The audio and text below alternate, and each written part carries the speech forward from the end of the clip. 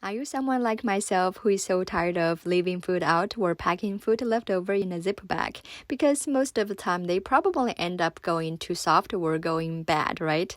Today, please allow me to introduce you this food vacuum sealer by OMOTE. Once you open the package, you will find this power cable, external vacuum pieces, large size sealer bags, which is very nice. Inside the vacuum sealer, you will also find these smaller customizable sealer bags. To set up, simply plug in the power cable, pull out this customizable sealer bag, leaving 2 inches out. Simply close on the lid and press on both ends until you hear 2 clicks. Press on the seal button. Now you have just sealed one end of this customizable bag we're making here.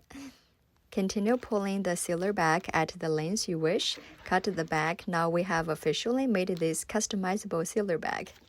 Once we add food you wish to vacuum in a sealer bag, simply make sure you place the open side inside the vacuum chamber, close the lid, press down on both sides until you hear the 2 clicks again, and select dry option for dry food.